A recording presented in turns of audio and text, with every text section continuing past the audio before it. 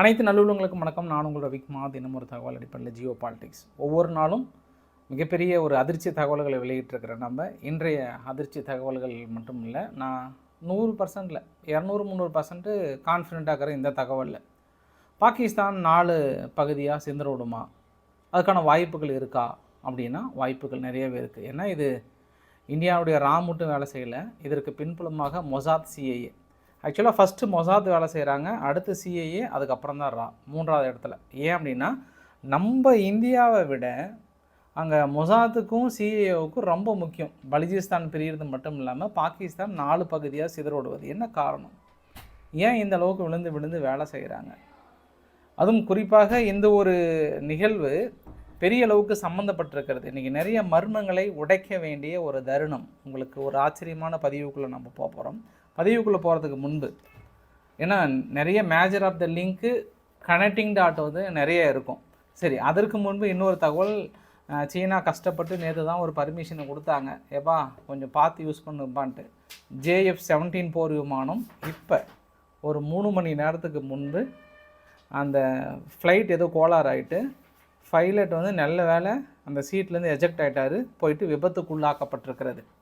நேற்று தான் சொன்னாங்க, ஐயா ஏதாவது எசக புசுகா பண்ணிட்டா ஏகப்பட்ட ஆர்டர் குவிஞ்சிருக்குது. ஆப்பிரிக்கா நாடுகள்லேருந்து மீதி நிறைய நாடுகள் குவிஞ்சு கிடக்குது, ஏதாவது ஆயிரப்போகுதுன்னு சொல்லிட்டு சீனா புலம்பியிருப்பாங்க. பட் இன்றைக்கி சம்பவம் நடந்து போச்சு.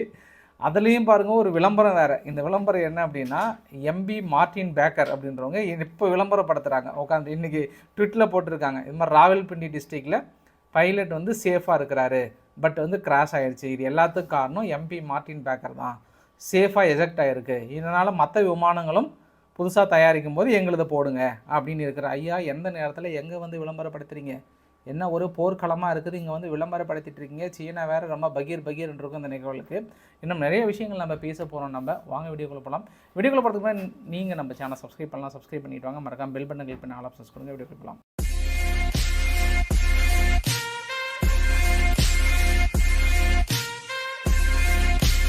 பலுச்சிஸ்தான் பகுதியிலிருந்து 4 பகுதியாக சிதறுவதற்கு மொசாத், சிஐஏ, எந்த அளவுக்கு வேலை செய்கிறாங்கன்றதுக்கு முன்பு இன்னொரு பதிவு ரொம்ப வைரலாக இருக்குங்க. அந்த பகல்காம் தாக்குதலில் கடைசி நேரத்தில் இந்த ஒரு வீடியோ பதிவு வைரலாக இருக்குது. ஒரு சின்ன கிளிப் மட்டும் நான் உங்ககிட்ட காட்டுறேன், வித் சவுண்டோட பார்த்துருங்க. ஒரு ஜஸ்ட் ஒரு 5-6 செகண்டு தான்.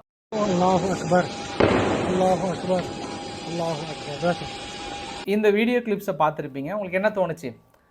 அவர் பின்னாடி அந்த ஜிப் ரைட்டர் வந்து இயக்கிறதுக்கு முன்பு கன் ஷூட் கேட்குது. கன் ஷூட் கேட்கும்போது அவர் அல்லாஹூ அக்பர் 3 தடவை சொல்கிறாரு. சொன்னதுக்கப்புறம் அவர் வந்து கீழே அனுப்புகிறார். ஆக்சுவலாக அவருக்கு தெரிஞ்சிருக்கு அந்த கன் ஷூட் நடக்கும்போது மேபி கீழே ஷூட் நடக்குதுன்னு தெரியுது. இன்னும் ஒரு வீடியோ பதிவு போக போக உங்களுக்கு என்னென்னா, அவர் இந்த பக்கம் கிராஸ் ஆகும்போது கீழே ஒருத்தர் வந்து ஷூட் பண்ணி கீழே விழுற பதிவு கூட வந்திருக்கிறது. அதுவுமே எனக்கு டவுட்டாக இருக்குது, வலிக்கி விழுந்தாரா ஷூட் பண்ணி விழுந்தாரான்னா. அதுக்கப்புறம் நிறைய ஊடகங்கள்லாம் இல்லை ஷூட் பண்ணி தான் விழுந்தாருன்னா அப்புறம் அவர் இறந்ததையும் வச்சு நிறைய கம்பேரிட்டிவாக வந்து போட்டிருந்தாங்க. அப்போ மேபி அந்த இடத்துல எனக்கு என்ன தோணுச்சுன்னா, அந்த ஜிப் ரைட்டர் வந்து நிறுத்தியிருக்கலாம், இல்லைனா அவர் அதை சொல்லியிருக்க மாட்டார். 3 தடவை கன் ஷூட் அந்த சத்தம் வந்திருக்கு, கரெக்டாக தெரிஞ்சிருக்கு, தெரிஞ்சு ஏன் கீழே அனுப்புனார் அப்படின்ற இன்னொரு கேள்வி இருக்குது. ஸோ இதற்கான மர்ம முடிச்சுகளே பார்க்கலாம். என்ஐஏ வந்து விசாரணை பண்ண போகிறாங்களா, இல்லை என்ன மாதிரியான விசாரணைகள் உத்தரவிடுறாங்கன்னு சொல்லலாம். ஏன்னா இன்றைக்கி உமர் அப்துல்லா வந்து ரொம்ப உருக்கமாக அவருடைய சட்டமன்றத்தில் வந்து பேசினாருங்க. நம்மளை நம்பி மக்கள் வந்தாங்க, அந்த நம்பிக்கையை வந்து நம்ம காப்பாற்ற விட்டுட்டோம். அதனால் நான் வந்து ரொம்ப ஃபீல் பண்ணுறேன், ஃபீல் ஸோ பேட். ஏன்னா அவங்க வந்து ஒரு விருந்தினர் மாதிரி நம்ம ஸ்டேட்டுக்கு வந்தாங்க, அவங்கள காப்பாற்ற தவறிட்டோம். நான் எந்த முகத்தை வச்சுட்டு இதுக்கப்புறம் காஷ்மீர் தனி ஸ்டேட்டுக்கான கோரிக்கையை வந்து கேட்பேன்? நான் நிறுத்துகிறேன். ஏன்னா அதுக்கான அருகதையும் தகுதியும் எனக்கு இல்லை அப்படின்றதையும் சொல்லியிருக்கிறாரு. அது இல்லாமல் ஒன்றிணைந்த மக்கள் ஒன்றிணைந்து பாடுபட்டால் மட்டும்தான் இந்த முயற்சிகள் வெல்லும், இல்லைனாலாம் வெல்லாதுன்னார். உள்ளுக்குள்ளேயே ஓட்டை இருக்குது அப்படின்றத அவர் வெளிப்படையாக சொல்லியிருக்கிறார். நான் தான் இதுக்கு முழு காரணம், நான் அதை பொறுப்பேற்றுக்கிறேன் அப்படின்றதையும் சொல்லியிருக்கிறார். அந்த விஷயத்தையும் இதையும் நான் கம்பேரட்டிவாக சொல்லியிருக்கேன் நான். சரி, இப்போ நம்ம மிக முக்கியமான தகவலுங்க. இந்த ஒரு வரைபடத்தை பாருங்கள். உங்களுக்கு காலையில் முந்தைய பதிவில் நான் காட்டியிருந்தேன். நான் பாகிஸ்தான் 4 பகுதியாக சிதறணுமா. ஒன்று வந்து பலுச்சிஸ்தான் இண்டிபெண்ட்டாகவும், இன்னொன்று சிந்து மாகாணமாகவும், பஞ்சாப் மாகாணமாகவும், மேலே வந்து ஆப்கானிஸ்தான் தனது பகுதியை இணைப்பதற்காகவும் போராடிட்டு இருக்காங்க. இந்த பக்கம் பாகிஸ்தான் ஆக்குபைடு காஷ்மீரை India எடுத்துக்குமா?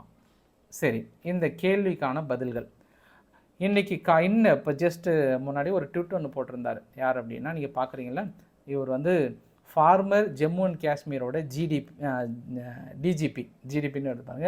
DGP make no mistake, the stolen POK Pakistan occupied Kashmir will be reclaimed and Pakistan will be split into 4 parts.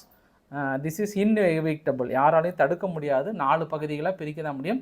Save the tweet அப்படின்னு போட்டிருக்காரு. சரி, அது ஒரு பக்கம் வச்சிடலாம். இன்னொரு பக்கம் என்ன, இன்றைக்கி காஷ்மீர் மக்களே நிறைய செய்தியாளர்கள் அங்கே போய் கேட்கும்போது ஒரு சில கேள்விகள் கேட்குறாங்க. நிறைய தடவை எங்களை வந்து கடத்தி கொண்டு போய் கொண்டுட்ருக்காங்க தீவிரவாதிகள். நிறைய தடவை இந்த 19, 20, 25 பேர்த்தை விட நாங்கள் அதிகமாக தடவை இழந்திருக்கோம். ஆனால் அதுக்கெல்லாம் கோபம் வரல. இப்போ வந்து பெரிய அளவுக்கு வந்து பழிவாங்க துடிப்பது ஏன் அப்படின்னு, பழிவாங்கன்றதை விட ஏன் இந்த அளவுக்கு நடவடிக்கை வந்து இப்போ பெரிய அளவுக்கு ஆக்ரோஷமாக எடுக்கிறாங்கன்ற ஒரு கேள்வி. இன்னொரு கேள்வியும் வந்து நிறையா வந்து கேட்டிருந்தாங்க. இதுக்கு முன்பு இராணுவ வீரர்கள் 40 பேர் பக்கம் இருந்தாங்க, அப்பயும் இந்தியா இதே மாதிரி தான் சொன்னாங்க, பெருசாக நடக்கலை. ஆனால் இப்போ வந்து கம்பேர் பண்ணுறாங்க, இப்பயும் ஒன்றும் இருக்காது அப்படின்ற மாதிரிலாம் வந்து சொல்கிறாங்க. சரி, உங்களுக்கு ஒரு எக்ஸாம்பிளோடு நான் ஸ்டார்ட் பண்ணணும்னு நினைக்கிறேன். நான் எப்படின்னா 31/1/2024 ஜனவரியில் ஒரு ஜெயிலுக்குள்ளே ஒரு அட்டாக் நடக்குது. இந்த மாதிரி மர்ம மனிதர்கள் நிறையா வந்து ஷூட் பண்ணிகிட்டே இருக்கிறாங்க. பாகிஸ்தானுக்குள்ளார நிறைய தொடர்ந்து தீவிரவாதிகள் அடுத்தடுத்து இறந்து போயிட்டே இருக்கிறாங்க. பாகிஸ்தான் பதற்றத்தில் என்ன சொன்னாங்கன்னா, இது எல்லாத்துக்கும் பின்புலமாக ரா தான் இருக்குது, ரா தான் வந்து மிகப்பெரிய அளவுக்கு வேலை செய்கிறாங்கன்னு சொன்னாங்க. அப்போயே ஒரு சில கான்ஃபிடென்ஷியல் தியரி வந்து சொன்னாங்க, ரா வந்து தேடுதாம்பா, இதுக்கு பின்புலமாக ராலாம் இல்லை, மொசாதும் CIA தான் இருக்காங்க, அதுவும் குறிப்பாக மொசாத் தான் அதுக்கு பின்புலமாக இருக்காங்கன்னு அப்பயே ஆணித்தரமாக அழித்து சொன்னாங்க. ஆனால் பாகிஸ்தான் அதெல்லாம் நம்பலை. ஒன்லி அவங்க இந்தியாவை மட்டும் குறை சொல்லிட்டு இருந்தாங்க, ரா தான் காரணம். ஆனால் அதுக்கான ப்ரூஃப் இன்ன வரைக்கும் ஏதாவது ஒருத்தரை தட்டி தூக்குனாங்களான்னா அவங்களால தூக்க முடியல. சரி, இன்னொரு ரிமைண்டர் நான் சொல்ல விரும்புகிறேன்.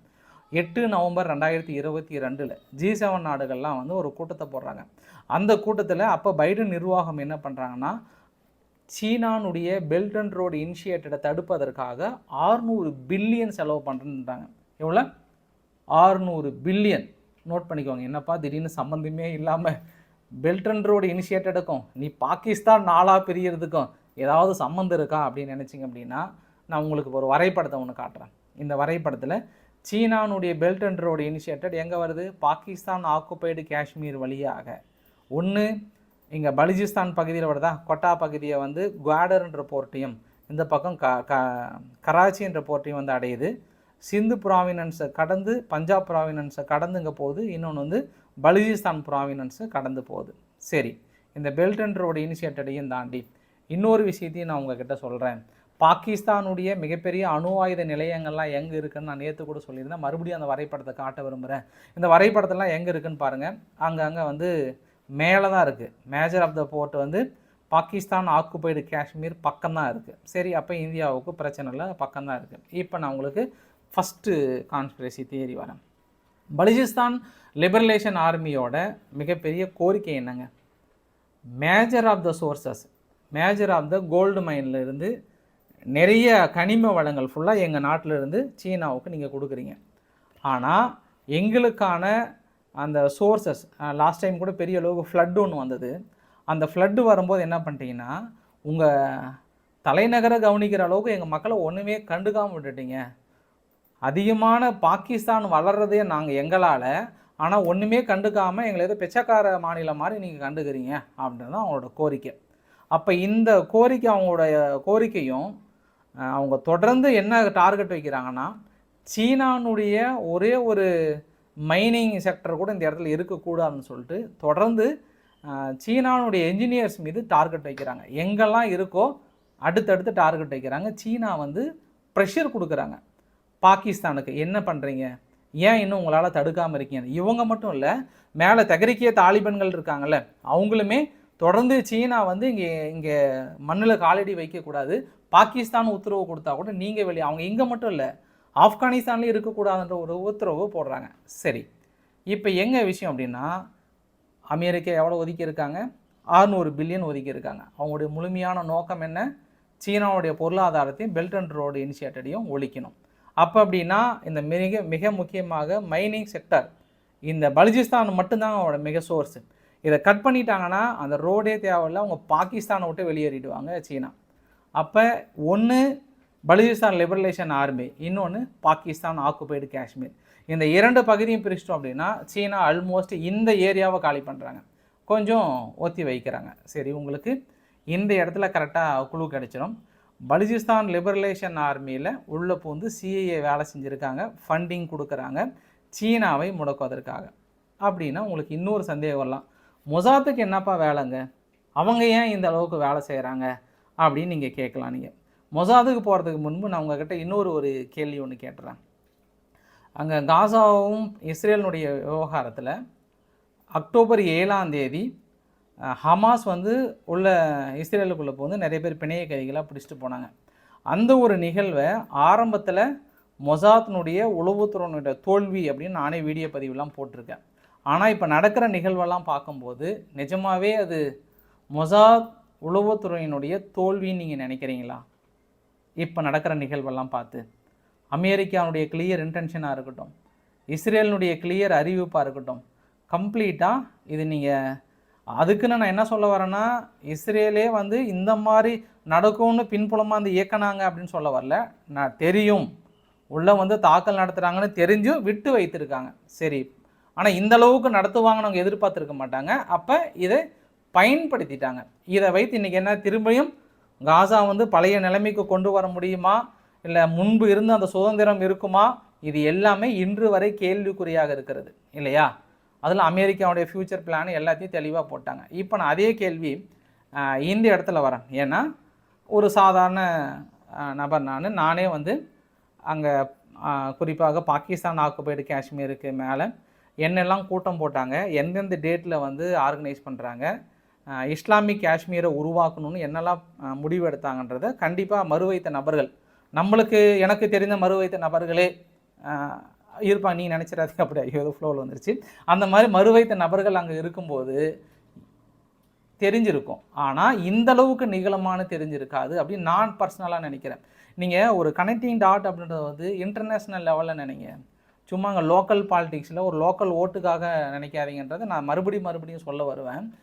ஏன்றதை நான் போக போக உங்களுக்கு நிறைய விஷயங்கள் புரியுங்க. இந்த ஒரு அதை முன்பு எப்பவுமே வராத இந்தியாவுக்கான கோபங்கள் இப்போ அதிகமாக வந்திருக்கு. ஏன் அப்படின்னா காலம் கனிய வேண்டும்.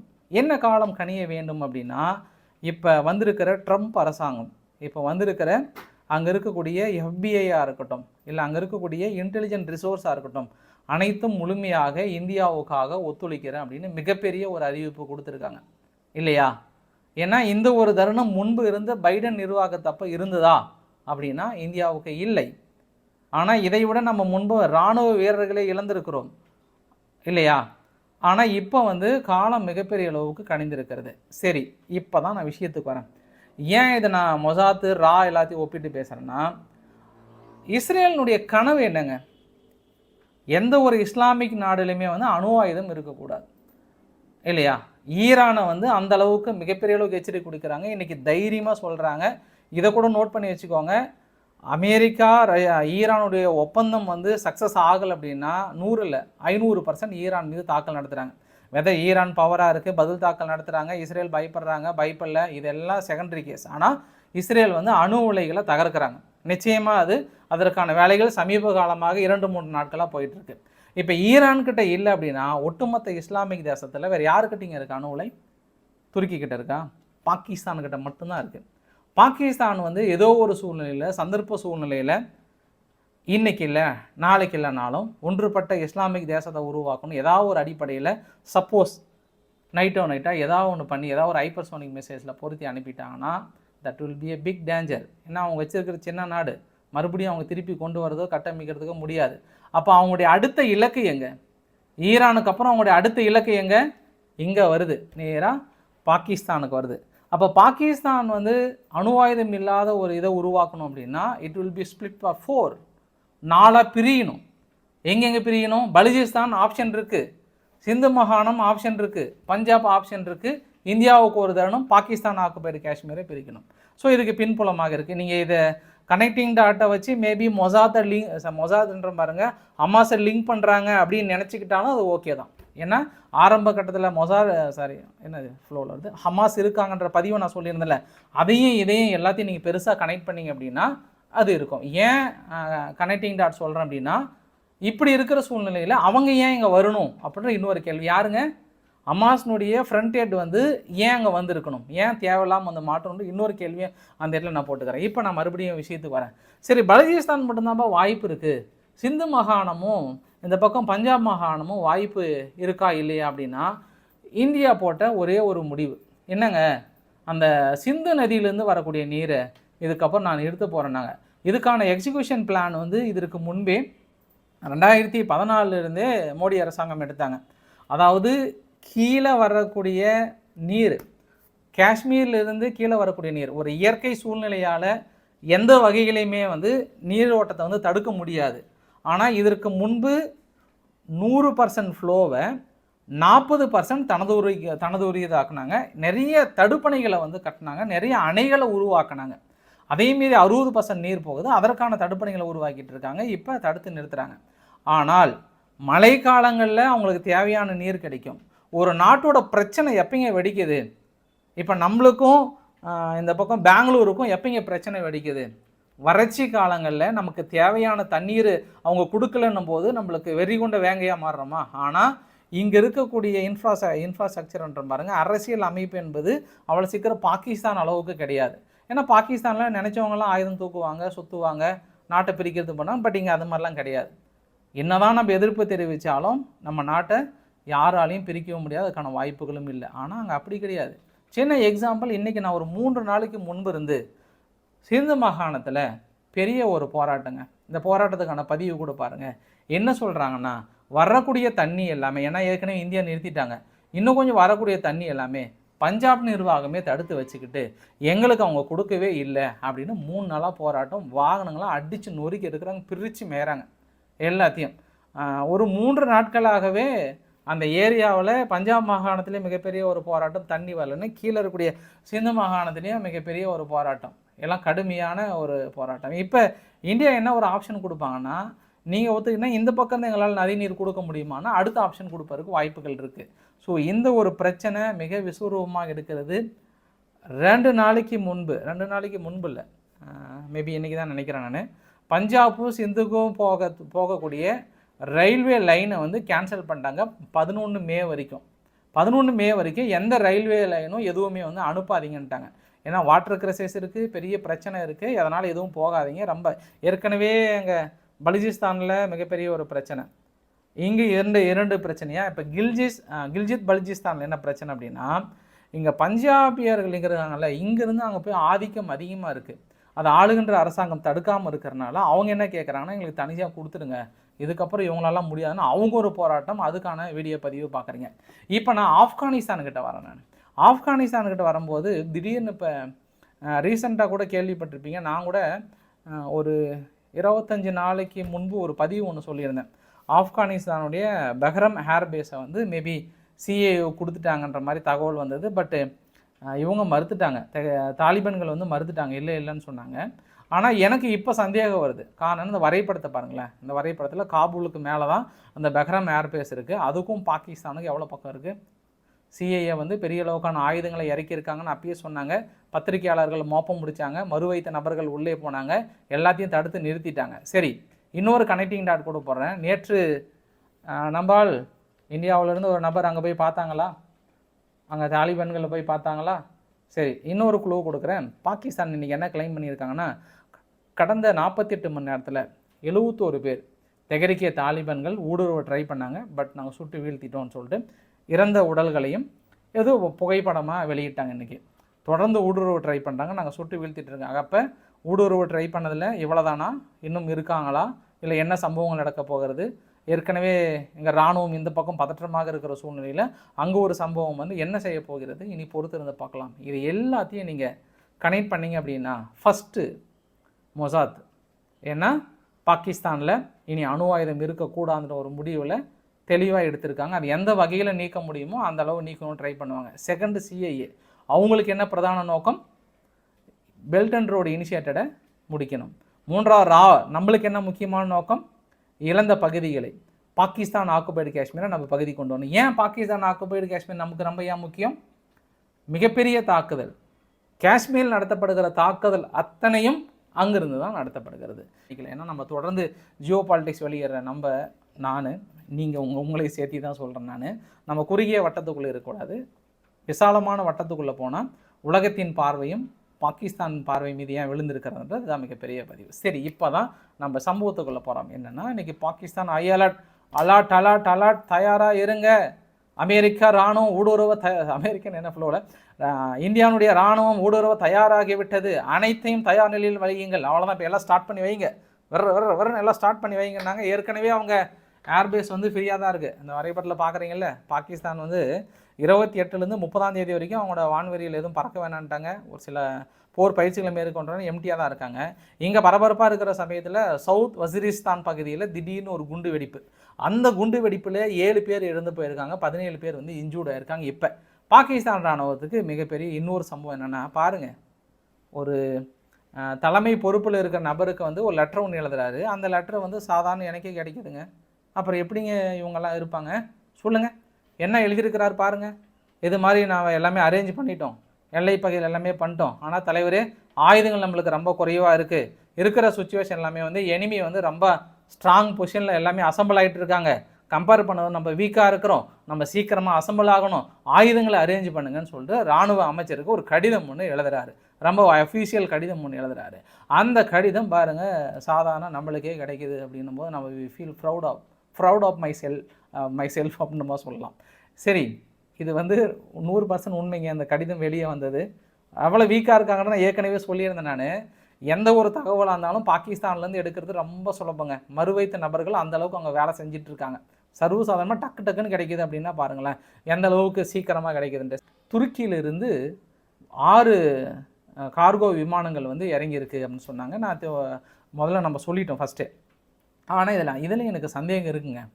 இந்த வரைபடத்தை பாருங்கள், கராச்சி விமான நிலையத்தில் இறங்கி அதே துருக்கியினுடைய கார்கோ அதுக்கப்புறம் கிராஸ் பண்ணி மலேசியாவை நோக்கி போகுதுங்க. நான் என்ன பாயிண்ட் ஆஃப் வியூவில் நினச்சேன் அப்படின்னா, துருக்கிக்கும் கராச்சி ஏர்போர்ட்டுக்கும் 3200 கிலோமீட்டர் மேலே வருது. மேபி ரீஃபியூல் பண்ணுவதற்காக இறங்கியிருப்பாங்களா? 6 விமானங்கள்லையுமே ஆயுதங்கள் வந்து இறங்கியிருக்குமா, இல்லை திசை திருப்புவதற்காக இந்த நிகழ்வுலான்னு பார்க்கலாம். ஆனால் துருக்கி என்ன சொல்கிறாங்கன்னா, இப்போது நிலைமைக்கு நாங்கள் ஆயுதங்கள் கொடுக்கலன்றாங்க. அதையும் மீறி துருக்கி கொடுத்தாங்கன்னா இனி அமெரிக்கா என்ன விதமான முடிவுகள் எடுக்க போகிறாங்க அப்படின்றத நம்ம பொறுத்து இருந்து பார்க்கலாம். ஏன்னா அவங்களுடைய நேட்டோ நாடுகள் இங்கே வந்து தலையிடுறாங்கன்றது இன்னொரு ஆங்கிளில் நம்ம பார்க்க வேண்டிய ஒரு தருணம். ஆனால் துருக்கி என்னதான் மறுத்தாலுமே கண்டிப்பாக பாகிஸ்தானுக்கு ஒன்று அப்படின்னா உயிரியம் கொடுக்க தயாராக இருப்பாங்க. துருக்கி ஓடி வந்து உதவி செய்வாங்க. அதில் நிறைய அளவுக்கான ஆயுதங்கள் வந்து இறங்கி இருக்கிறதா சொல்லியிருக்காங்க. ஒரு சில ரிப்போர்ட்டும் கிடைச்சிருக்கு. ஆனால் 6மே வந்து இதுக்கு தானா அப்படின்னா அந்த இடத்துல கேள்விக்குறி போடலாம். இந்தியாவுக்கும் ஆயுதங்கள் வந்து இறங்கியிருக்குங்க, பெரிய அளவுக்கு இறங்கியிருக்கு. இன்றைக்கி கூட அமெரிக்காவிலிருந்து வந்திருக்கு. இது வந்து 2வது நாள். இன்னொன்று ஒரு சில தகவல்கள் சொல்ல விரும்பலை நான் ஒன்று. ஆனால் எனக்கு ரொம்ப ஒரு கோபமான ஒரு செயல் என்ன அப்படின்னா, இந்தியா எவ்வளோ சொல்லியுமே இந்தியா பஞ்சாப் நோக்கி போகிற ஒரு சில இதெல்லாம் வந்து இன்றைக்கி ஃபோட்டோ எடுத்து எக்ஸலத்தில் போட்டிருக்காங்க. என்ன ரொம்ப கான்ஃபிடென்ஷியலாக இருந்தாங்க. பட் ஆனால் இது எப்படி யாரோ பப்ளிக் கேட்டுக்காக வெயிட் பண்ணுற அந்த வீடியோ பதிவு வெளியிட்டிருக்காங்க. மேபி இதெல்லாம் பார்த்துட்டு தான் அவங்க பாகிஸ்தான் ஆனும் அலாட்னு சொன்னாங்களான்றது எனக்கு இன்னொரு சந்தேகமாகிறது. நான் கூட போட்டிருந்தேன் ட்விட்டரில் போயிட்டு அதை டெலீட் பண்ணுங்கள் அப்படின்னு கூட போட்டிருந்தேன். அவங்க எவ்வளோ சீக்கிரம் டெலீட் பண்ணுறாங்க என்னன்னு தெரியல. மேபி அந்த நபர் யார் அப்படின்றத பார்த்து கொஞ்சம் சீக்கிரம் தடுத்தாங்கன்னா கூட பரவாயில்ல. இந்த மாதிரியான லூப்போல் இங்கே ஆர்வ கோளாறு அங்கே மட்டும் இல்லை, பாகிஸ்தானில் மட்டும் இல்லை, இன்னும் இருக்க தான் செய்கிறாங்க. கொஞ்சம் உணர்ச்சிகளை கட்டுப்படுத்துங்க. உங்களுடைய செல்ஃபிக்காகவும் உங்களுடைய இன்ஸ்டாகிராமுக்காகவும் இது இரையாக வேண்டான்றது இன்னொரு தகவல். பாகிஸ்தானுடைய இராணுவம் அசீப் முனீர் அவர்கள் காணாமல் போனது எந்த அளவுக்கு வீக்காக இருக்குன்னு பாருங்கள். அவங்க பாராளுமன்றத்தில் பேசுகிறாங்க. யார்? அவங்க எம்பி பேசுகிறாங்க. ஒரு நபர் காரில் போனார் லாகூரில். காரில் போகும்போது ஒருத்தர் வந்து அன்யூனிஃபார்மில் ஒரு லிஃப்ட் கேட்குறாரு. அவர் காருக்குள்ளே ஏறுறாரு. அதுக்கப்புறம் அந்த அன்யூனிஃபார்மை கழட்டினா ஒரு இராணுவம். அப்போ டிரைவர் கேட்குறாரா, ஏங்க நீங்கள் இராணுவம்னு தெரிஞ்சும் நீங்கள் லிஃப்ட்டு கேட்டிருக்கீங்க, சாரி இராணுவத்தை மறைச்சி ஏன் லிஃப்ட்டு கேட்டீங்க அப்படின்னு சொல்கிறாராம். என்ன இது ஆச்சரியம் அப்படின்னு கேட்டிங்கன்னா, இராணுவத்துக்குன்னு யாருமே லிஃப்ட்டு கூட கொடுக்க மாட்டாங்களாம். ஈவு இரக்கமற்ற மனிதாபிமானமற்ற மனிதர்கள் அப்படின்னு சொல்லியிருக்காங்க. இதில் நான் இன்னொரு விஷயம் கூட சொல்ல மறந்துட்டேங்க. இராணுவத்துக்கு லிஃப்ட் கேட்கல, இராணுவத்துக்கு கொடுக்கல. அசீப் முனீர் வந்து பெரிய அளவுக்கு துஷ்பிரயோகம் பண்ணுறாருன்ற விஷயத்த சொன்னல. இங்கே பலுசிஸ்தான் லிபரலேஷன் ஆர்மியை வந்து தனியாக கோருவதற்கான காரணம் என்னென்னா, பாகிஸ்தானில் மிகப்பெரிய ஒரு இன பாகுபாடு அந்த இடத்துல இருக்குது. பஞ்சாபில் இருக்கக்கூடிய அவங்க தான் பெரிய ஆளுங்க.